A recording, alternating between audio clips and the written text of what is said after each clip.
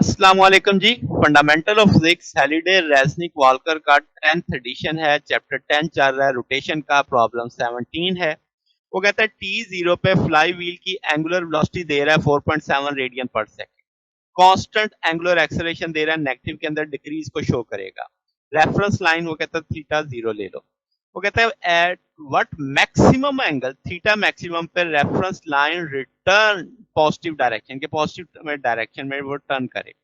फिर वो कहता है फर्स्ट और सेकंड टाइम बताओ रेफरेंस लाइन हाफ वैल्यू तक पहुंचे।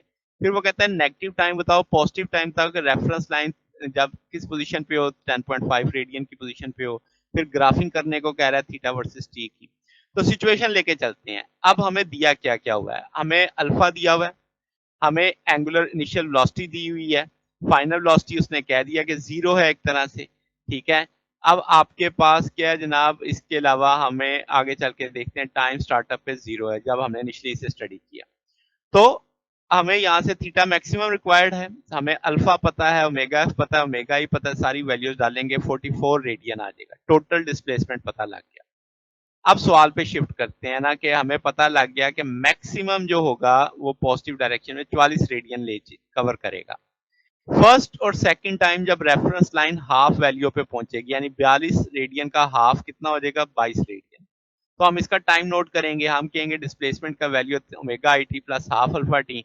अब हम इसमें क्वाड्रेटिक टूल बना लेते हैं, टी वन निकाल लेंगे, हमें सारी वैल्यूज पता है, ओमेगा आई पता है, हमें अल्फा पता है, हाफ अल्फा है इसका 22, ये वैल्यू लगा देंगे। तो अब आपके पास अल्फा की वैल्यू उसने दी हुई है माइनस में 0.25, तो वो वैल्यू हमने लगा दी सर।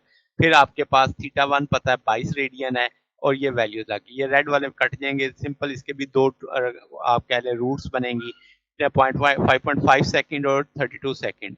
अब फर्स्ट टाइम जो रेफरेंस लाइन होगी वो हम कहेंगे थीटा जब 122 रेडियन यानी हाफ होगा मैक्सिमम का, वो 5.5 सेकेंड पे आएगा। फिर सेकंड टाइम जो रेफरेंस लाइन इसी पोजीशन पे आएगी वो टाइम जब 32 सेकंड होगा, यानी एक तरह से स्लोप नीचे आ रही है अब। ठीक है, दोबारा उसी पॉइंट पे आ गई हाफ वाली पोजीशन पे। अब अगला सिचुएशन वो कहता है दोबारा से बताओ जब थीटा 10.5 रेडियन के लिए हो, यानी यही काम दोबारा करने हैं।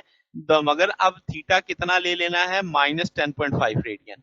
उसी तरीके से क्वाड्रेटिक टूल ले लेंगे, उसकी वैल्यूज प्लेस कर देंगे सिंपल, ये थीटा वन था वहां पे थीटा टू था, इधर 22 रेडियन लग रहा था, इधर कितना लग जाएगा -10.5 रेडियन लग जाएगा।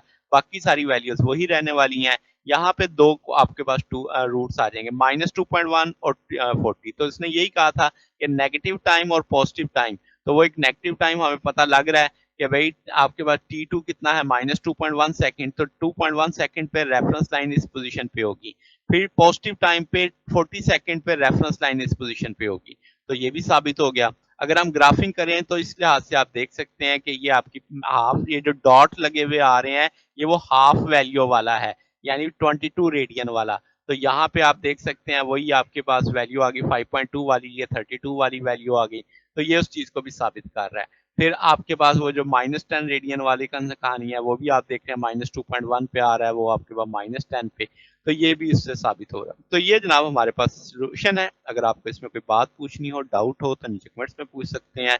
वीडियो अच्छी लगी हो तो वीडियो को लाइक कीजिएगा, दोस्तों के साथ शेयर कीजिएगा, चैनल को सब्सक्राइब कर दीजिएगा। अब तक के लिए इतना ही, बाकी इंशाल्लाह नेक्स्ट देखेंगे। ओके, अल्लाह हाफिज।